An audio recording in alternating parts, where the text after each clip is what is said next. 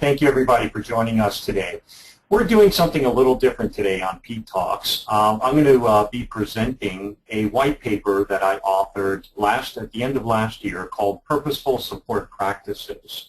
The reason behind this was that the industry was talking a lot about good practices and best practices, and some of my clients were being challenged with reasoning behind them. And what I thought we would do was just really take the best practices as they apply to a support or service organization and put a purpose behind it. So the 45-minute journey I'm going to take you on this afternoon, is really about setting it up from a couple of key elements. One is, what is the service strategy and the structure of the support organization?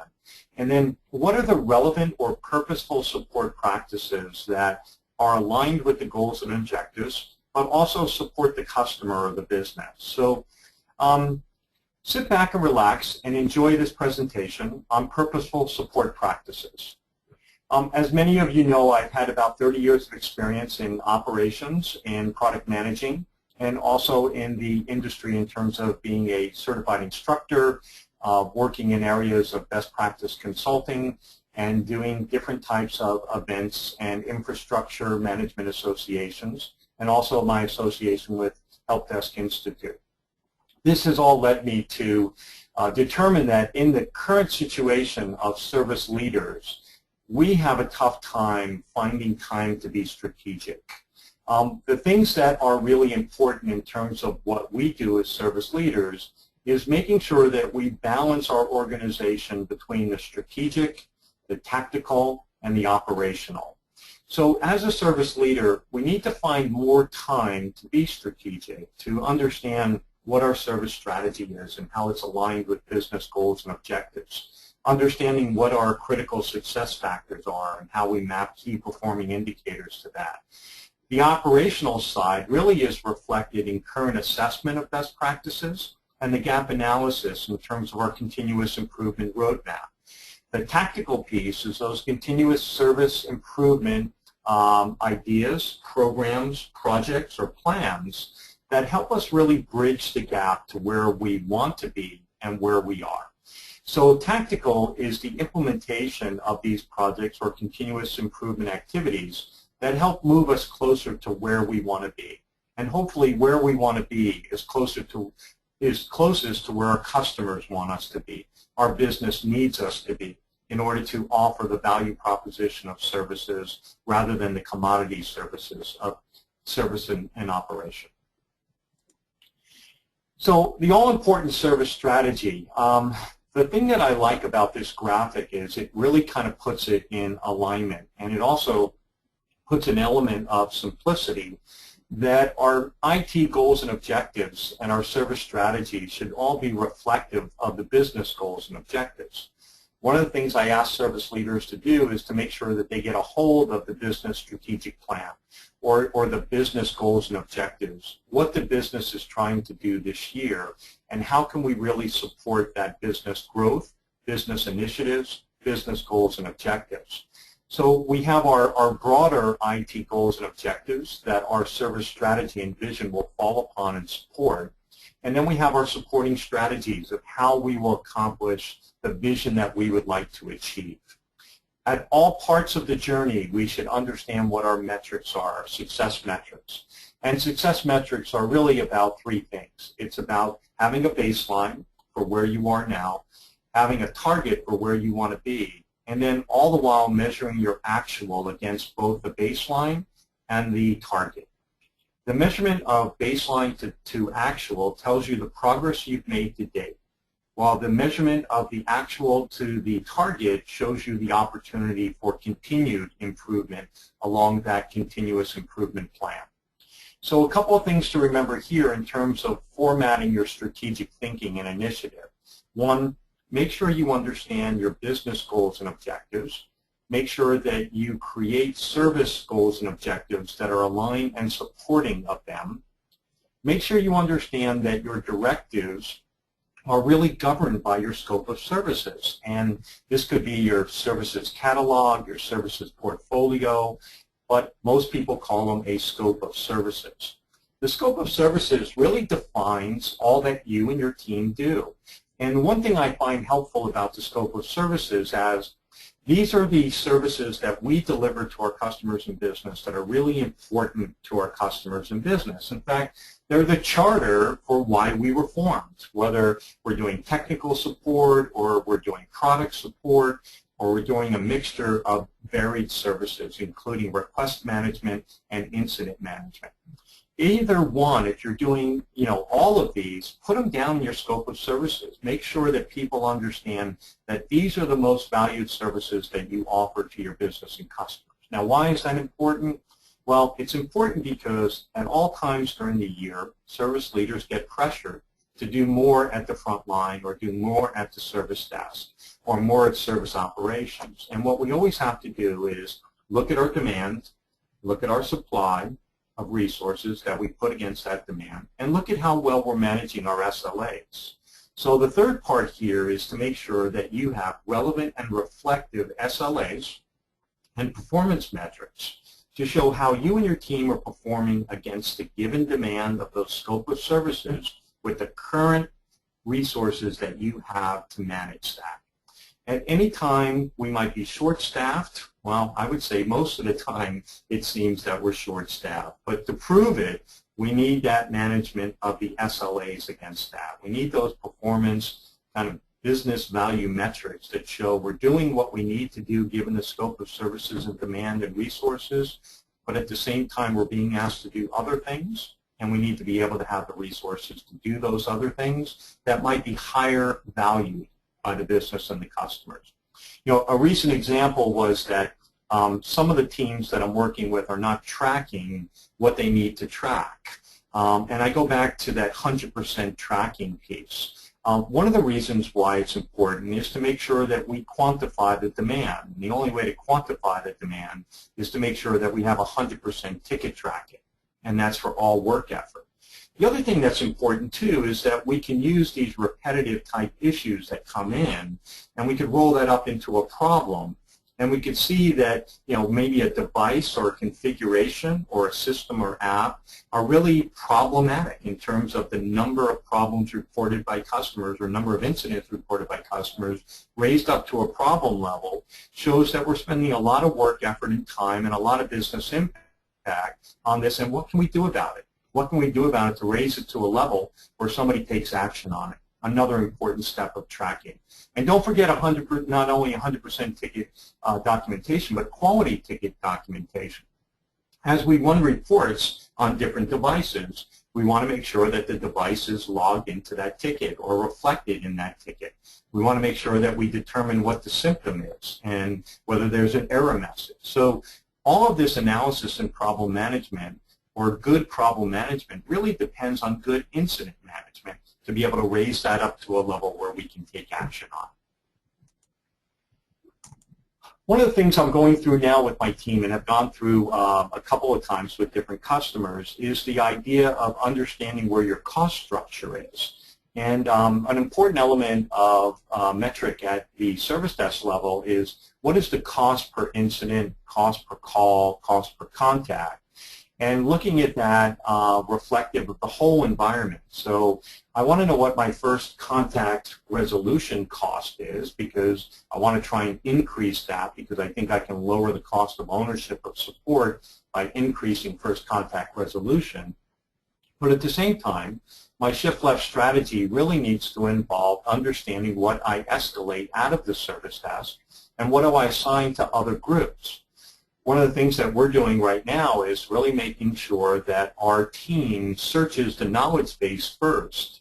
And if they find knowledge and it's relevant to the customer's issue, they use that knowledge and they record that.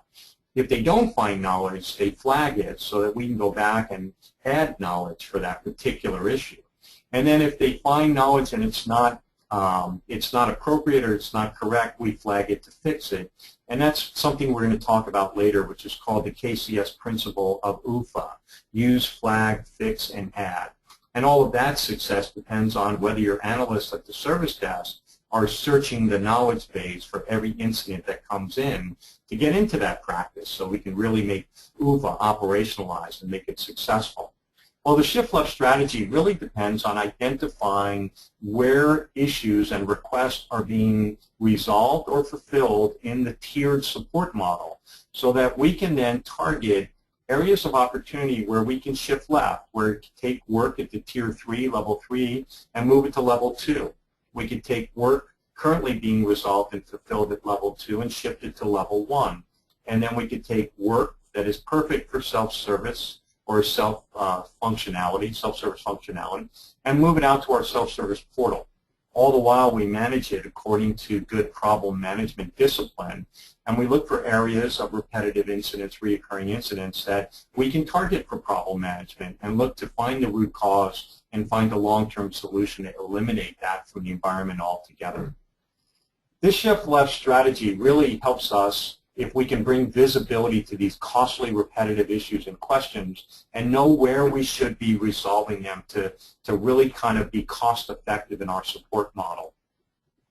This next slide right here is the supporting structure that enables us to really implement a shift left strategy. So as you can see, we have multiple customers here accessing the support center through multiple channels. And then we look to provide knowledge and training at the speed of conversation for our support center to be able to handle requests and resolve incidents on a first contact basis. All the ones that we don't, we have to escalate or assign to either our technical or business subject matter experts or groups or functions. We should really work in a contractual agreement with them in terms of their response time and resolution time based upon priority, which we all know is from the priority matrix, which has impact and urgency assigned to it as well. And then managing our vendors like we manage our own people. If we used outsourced vendors for field service, let's say, or we use outsourced vendors for other types of specialty application support or other types of IT support in general, we want to make sure that we manage our vendors to the same service level commitments we manage our own internal people, and we document them and we measure them and we report back to people where they are with service level adherence. One of the things we're doing right now here that really has gained quite a successful adoption is the daily operational service level meeting. For 15 to 20 minutes every day, all of the different functions get on a call run by the ITSM team, and each ITSM process owner goes through incident, problem, change, and make sure that we look at all the things that we're doing, and even requests, all the things that we're doing according to our incidents and requests, and make sure that we're fulfilling or resolving in a timely manner, or at least the ones are updated or status updated in a timely manner. And all this has brought a level of accountability and focus to this type of management of the workload that we're getting in and tracking and managing through our ITSM function. So it's really worked out well. The shift left strategy is really to reduce and eliminate dispatches or on-site visits when necessary, namely through the use of good diagnostic tools or good remote control tools. Also reducing the amount of escalation, both business and technical, to level 2 when we have the wherewithal to create a knowledge article that the service desk can solve on first contact, and then identify which ones we could push out to our self-service portal and make them self-serving to our customers 7/24. And then the last piece is looking at repetitive reoccurring issues that we can eliminate from the service model altogether. From a direction and operational excellence piece, I kind of mapped it out before in the strategy, but we really need to do a better job of knowing where we are. At all times, all service leaders should have a continuous improvement plan where they have 3 to 5 areas of documented, here's where we need to be, here's where we are, and here's what we're going to do to get closer to where we need to be. The other important thing is understanding the why of that. So you could talk to your team and say, listen, it's important that we move from here to here for the following reasons. These reasons should be business impact, customer service driven, efficiency, effectiveness, quality. All of these are kind of the characteristics of why you would implement a continuous improvement program or plan. So knowing where you are at any time is very important. I usually say that we need to know where we are in terms of strategy, structure, process, people, tools, and metrics. The next one is knowing where your vision and strategy is, making sure we know where we want to be, and then also the alignment of the strategy with business goals and objectives. And the next one is that roadmap, that detailed roadmap, continuous improvement plan, that is the gap analysis between where you want to be and where you are. One of the things that is very hard to control, and I talk about the service desk being in an ecosystem, the ecosystem being all of the other groups and services and systems that are really outside of our control. And in this ecosystem, every now and then, there will be something done that really causes a ripple effect. And this ripple effect will spike our volume of demand, whether it's through the phone or through request or something outside of our control. What we really need to do is understand our demand. And this is kind of a call mapping, call analysis, call typing type exercise. We need to know why our customers are calling us, and we need to know kind of what the normal expected demand is versus the unplanned demand, and really get hold of both so that we have opportunities to understand how best to manage that demand and direct our customers to different channels or touch points, at the same time looking for ways that we can automate and looking for ways that we can identify maybe commoditized services that we don't want our people to do, but we think it's more valued for a vendor or a contractor or a partner to be able to do those. So looking at the work, knowing what the work is, what's planned, what's not planned, how to manage demand that is certainly unplanned from a spike standpoint, how we do emergency messaging, how we maybe improve our communication plan out to our customers so that they understand that we might be having service disruption so they're not constantly frustrated by a lack of information or status updates. These are the things that we need to work with when we start to put that plan together in terms of how we improve our services, how we improve the perception, and how we improve our communication plan to our customers. We all have areas of opportunity. We have opportunities to, like I said, improve our service delivery, improve our customer experience, looking at the way we do work to improve the efficiency, maybe through automation or better process, or maybe we have the process, but we just don't have the controls or quality point to make sure that our people are doing that process consistently across all channels. So there's always opportunities in this huge kind of moving parts that we work with to look at and say, yeah, we have the process, but we're not getting the same results consistently across the team because we don't have that quality measure, that random check that says, is everybody following that process accordingly? One of the things that we've implemented recently is more of a discipline around our CSI alerts. CSI is the Customer Satisfaction Index. It's offered through a company called HDI. And we send out a transactional survey of 5 questions to all our customers after a request or incident has been fulfilled or resolved. And the customers get to check a box on whether they want us to contact them. And they also have an opportunity to give us comments. And so we get alerted when it's all 5s and good, and then we reward the analyst through a attaboy or a gift card or something that says, hey, nice job. Here's what the customer said they liked about the way you delivered the service experience. Please keep it up. So we always reinforce the attaboy or attagirl with the qualities of the service performance that the customer liked, whether it's responsiveness, friendliness, went over and above, all the qualities that we feel are meeting or exceeding customers' expectation. On the bad side, when we get a negative comment or negative scores from the customer, the managers are now accountable to follow up. They follow up with the customer, they listen to the call, they look at the call recording or the call tracking and documentation, and we try and determine where we failed that customer. Did we fail that customer in terms of process? Did we fail that customer in terms of proper assignment and escalation? Did we not set the customer's expectation, or did we fail the customer at the moment of truth where the frontline person just didn't do the job that the customer was expecting, or didn't treat the customer the way the customer was expecting to be treated? All of these are very important to understand real time so that we can now hold accountable our managers delivering the service, our people delivering the service, to the level of service that we feel we want to be at, which is part of our vision, part of our strategy, and then enabled by our structure, which is our people, process, and tools. So some of the support practices that are purposeful, I picked 5 that I thought were really relevant to the job that we need to be doing to take us from where we are to where we need to be.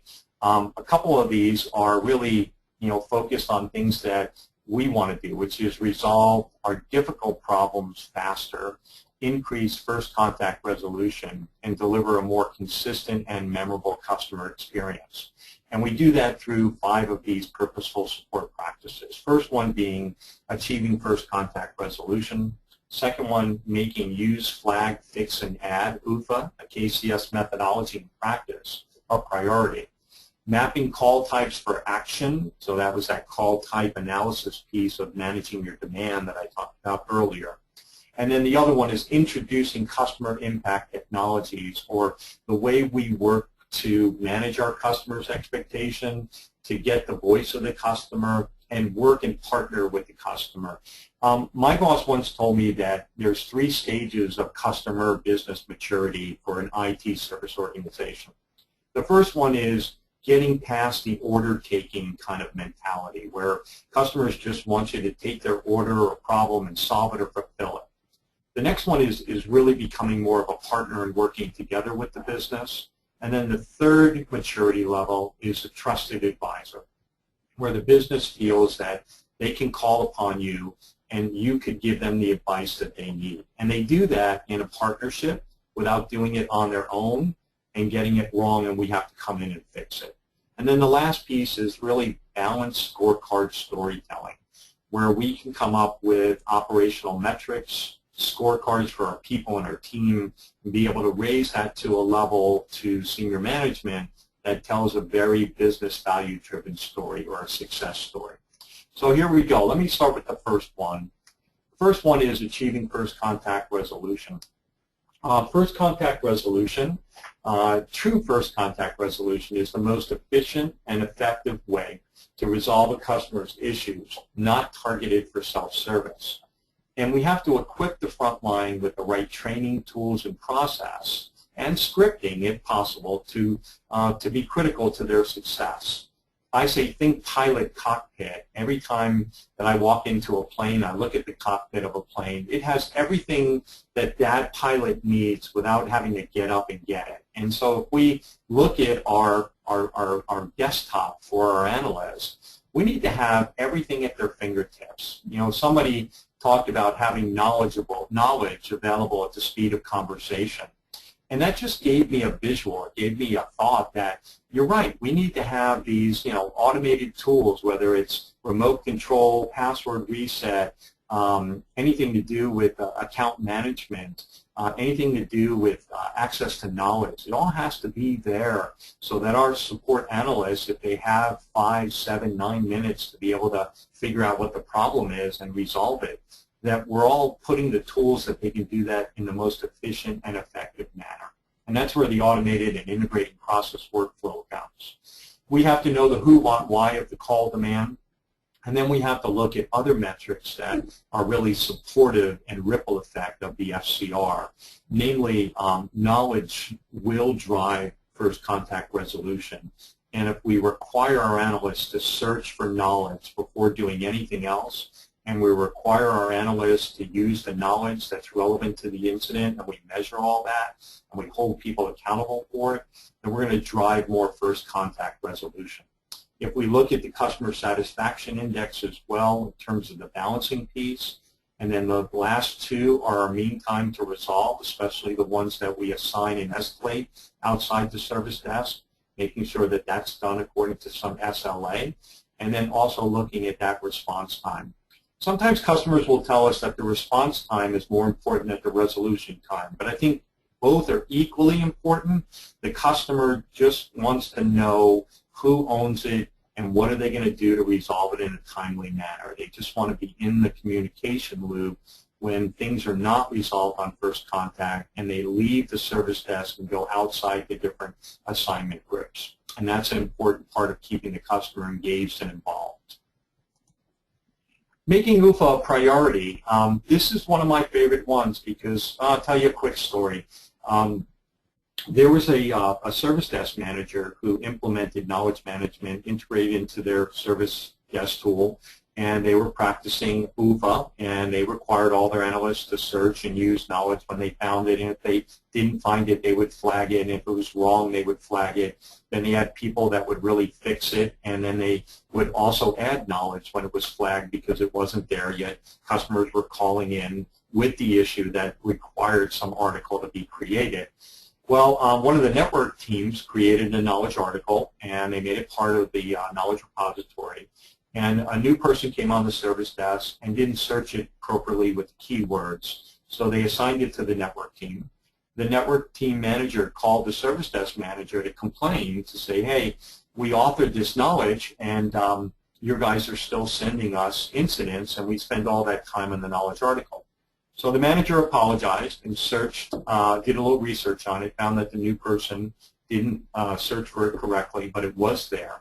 And when he called to tell the network manager what had happened, he also told the knowledge manager something, or network manager something he didn't know, which was over the course of the life of the knowledge article, namely 3 months, the service desk had used that knowledge article 1,400 times to resolve that issue without escalating or assigning it to the network team. And the network manager clearly saw value in that. But he didn't see the value until he asked. So one of the takeaways is that if your second-level teams are offering knowledge and you're using the knowledge to resolve it at first contact without assigning it back to those groups, make sure the groups know that, because it's important to give them the satisfaction that you are using it and it's not getting assigned back to their team. Simply, UFA is use, flag, fix, and add, and it's part of operationalizing knowledge management into the incident management process flow and making knowledge available at the speed of conversation so that we can increase our first contact resolution and enjoy the ripple effect of that through customer satisfaction, lower cost, increased response time, and even if we do that consistently, we even find that we're able to increase the utilization of our frontline by having them handle more calls or more incidents because they're doing it more efficiently. So UFA's must-do is we need to 100% track all service and support activity. We need to make sure that we require and hold our people to searching the knowledge base and using the knowledge base. We need to make sure that our knowledge base and incident management program are one, that they're integrated. We need to make sure that knowledge is available in a timely manner with minimal lag time. And then just operationalizing UFA, the ability to flag it and find out whether it's good or not, or whether it needs to be fixed or not, or whether it needs to be added. These things have to be right there in the screen, in the tool, with some way to do that so it's operational and in the incident management process. Some targeting stakeholders. So people ask, how do I really simplify my team so that I get the most out of it? Well, a knowledge manager, especially at the initiated phase of introducing knowledge management, is really critical. Identifying subject matter experts that have domain expertise to author content is important. Accountable frontline analysts for the quality of the knowledge and the ability to search it and find it. And if it's not there, they flag it to be added or flag it to be fixed. So frontline analysts have responsibility to search and use, but also have the responsibility, accountability to make sure that repository is up to date, current. And a way to ask that is to ask the frontline analyst what their confidence ratio is in the knowledge base. It's a simple ask Do you have confidence in the knowledge base or not? And the more confidence they have in the knowledge base, the more they'll use it. The less confidence in the knowledge base, the less they'll use it. And then we also have collaborators that work kind of either in IT or outside of IT. These people may not be known as subject matter experts, but they've figured out how to do things that we can leverage and make knowledge articles out of. The resulting end is, in the good term of knowledge management, that everybody knows, uses, and contributes to knowledge. That the knowledge could be a source of training for new people coming on board, since the Pareto model typically says that 80% of all call volume is mapped to 20% of our call types. And if we have knowledge article for 20% of our call types that's accurate, up to date, and it reflects that volume, well, it's a great place to start training new people so that they know that. Self-service, if we create knowledge articles that are intended for the audience and the customer, and they're written in a way that the customer understands them in a business-friendly, kind of English-like tone, then we're going to increase our adoption of self-service and really deflect calls and different contacts coming in directly to the service desk. We need to stop knowledge hunting and capture it when it's happening, and make sure that the culture cares and shares knowledge freely, and really putting a quality focus on this whole knowledge management piece. The call mapping piece is really to identify certain characteristics of call typing that really take up a lot of time at the service desk, right? So if you look at your hours of operation and you look at how many people you have on the service desk, and you look at what your kind of utilization rate is, you have to understand that the dynamics of the calls really play an important part of how your team is utilized. And so what we recommend is that you understand the different types of call types and the characteristics around them. Are they high volume or low volume? Do they have high talk time or low talk time? Are they simple how-to questions that could be answered in an FAQ, or are they technology complex questions? Do they require some sort of hands-on fix versus a walkthrough or a talk-through fix? Are they repetitive in nature? So there are different characteristics that will help us, like one we did, which is right here, is understanding what calls, top 5, have the highest volume, lowest talk time, the highest volume, highest talk time, low volume, low talk time, and low volume, high talk time. Basically, you're using this call mapping to determine what calls are really technology-driven versus non-tech-driven, which are the how-to.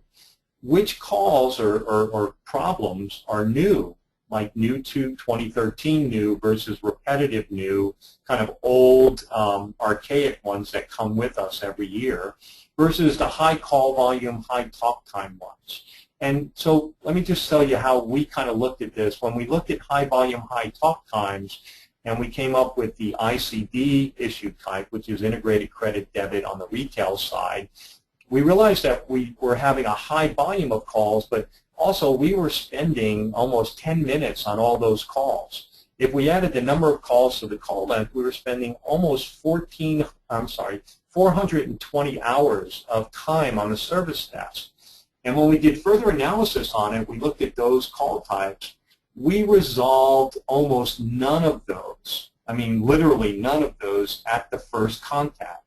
Yet we were spending 10 minutes of time trying to diagnose it without a result.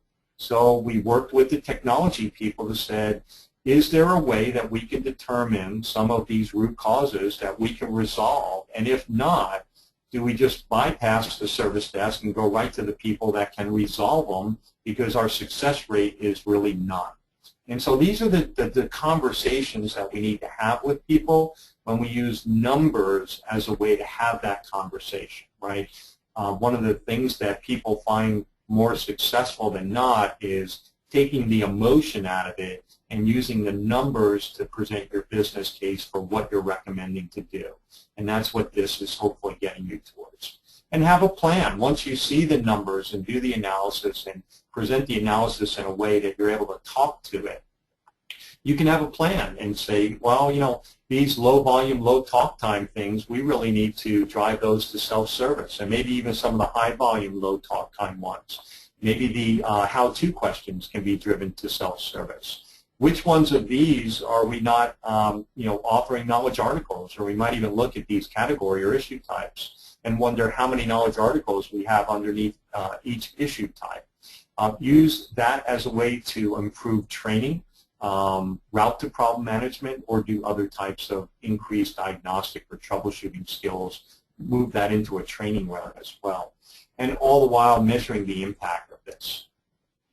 When we talk about bringing our customers and engaging them, one of the things that I would recommend is that you not only do kind of a transactional survey, which is based upon that experience of the customer having with the service desk, but also on a yearly basis look at bringing together customer focus groups or different heavy volume customer groups and asking them certain questions about what's important to them, how are we doing, what can we do differently, what are we not doing that you would value, but really get engaged with that voice of the customer, and even maybe the voice of the business, where we meet with our second level people to see what they think of what we do, what we can do better, what we're not doing. But take the voices of these people that are so critical to our success and write it down to find out maybe themes that we could be doing differently, or themes that really tie or motivate people to achieve different results. So in this voice of the customer, voice of the business, the customer was saying, don't challenge us,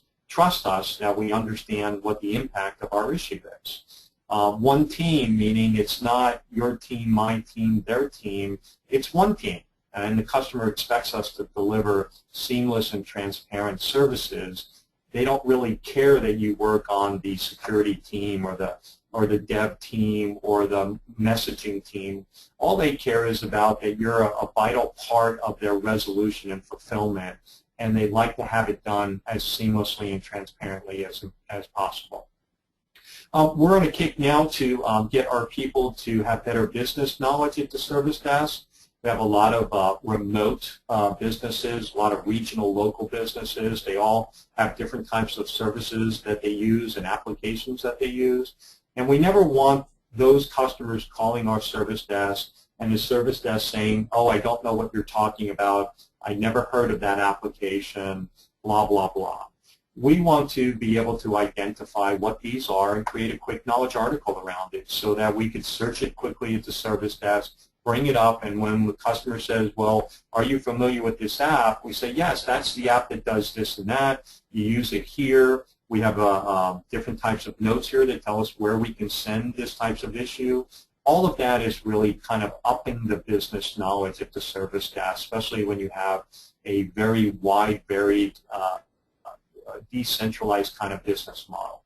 And then other things like easy to do business with is very important, especially on the request side, making sure that we give relevant, complete, and timely communication status updates, and having a sense of urgency when a customer calls in with an impacting issue. All of these are very important to the customer and should be important to us. Once again, you might want to state your customer commitment. So here's some focused customer commitments on how we want to treat you. We understand we're your main support piece, we're the face of IT, and that you're the voice that you trust us to aggregate that up to take action, that we have resolution ownership and also a role in the quality and consistency of the resolutions that we're delivering. This is just something to take it up another level to really let the business know that you are focused on making commitments that are important to them and important to their business. On the reporting side, there are all elements of different types of reportings. I try and keep it simple that we should have metrics that are relevant to us, our operational metrics, and we should wrap those into scorecards that are relevant to our individual analysts as well as our team. And then dashboards really are used to communicate outside of my team to our second level teams, our third level teams, and even to our customers. And so it's really knowing who your audience is, what's important to them, being able to capture the data in a way that tells a story and then looking at trending and other things to point out areas of opportunity or areas where you are making progress or need to make progress, along with an action plan to address either one. These are really good ways to do that. Reporting is really about the things you solve, the things you reduce, the things you deflect on the shift left strategy, measuring what's important, number of calls eliminated through good problem management. But more importantly, as I spoke about earlier, our operational call daily with our focus on SLA metrics have created a real accountability. 3 months ago, we were pulling people's teeth out to try and get them to participate, and we were also trying to get them to give us a status update before they got on the call. And now, through this accountability piece, people are coming prepared to these meetings. They're a lot shorter and productive than anybody thought possible, and it actually has created a really nice time saver where rather than waiting for these things to go SLA in adherence, we are managing their adherence and addressing the status updates ahead of time, and we're really kind of seeing a reduction in and minimizing of the reactiveness when people start exploding, especially customers, and that's been a good positive impact and effect from all of this. So the thing that I'd like to leave you with is my favorite. Don't be a checklist manager. Don't write your to-do list down and then day after day just check it off saying, I did this, I completed this, I sent out this email, I ran this meeting. To really hone in on purposeful support practices and take things away from it, you have to follow through with it. So if you communicate to your team, every now and then follow up to see if they got the communication, they read the communication, they understood the communication, and they're making it actionable. As we implement projects, make sure that the project got implemented correctly, that the end result was achieved, that it's measurable, that it's hitting the target that we established. If not, then what do we need to do to continuously improve it? But there's this perseverance and diligence around, never surrendering or even making sure that we don't become mediocre. And, mediocre is not a lesson of great people. They look at mediocre as something they always need to change in terms of being great. So take away lessons and focus on providing quality, not quantity, doing it right the first time, and really getting people involved and engaged and understanding what the capabilities are of both the people, the process, and the tool as you look to integrate them and maximize your investment from them. So with that, I'd like to thank you for attending Pete Talks. I hope you found this session successful or useful, and I hope that all of you are successful. And thank you again. Please stay tuned. We'll be sending out information regarding the next Pete Talks. And please let us know what we can do to better assist you in terms of the Pete Talks format. My email is pete@McGarahan.com. Thank you very much.